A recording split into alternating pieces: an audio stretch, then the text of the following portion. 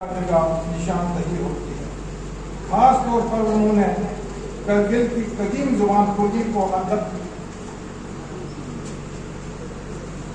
ادب کی سطح پر پھر سے زندہ کرنے کے لیے جو مخصوص کوشش کی ہے، اس کے لیے وہ واقعی ہے مبارکباد کی مستحق ہے۔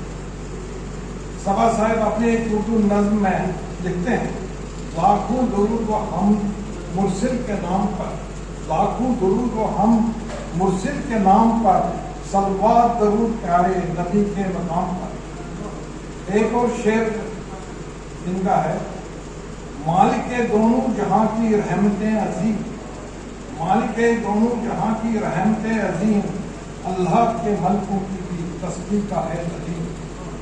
صبا صاحب کا ایک اور شعر ملاحظہ فرمائیے، سیاروں کا ستارہ بن جہاں کے چاند تارے بن، سیاروں کا ستارہ بن جہاں کے چاند تارے بن، تمہیں پرواز کرنا ہے فن کا یہ دور۔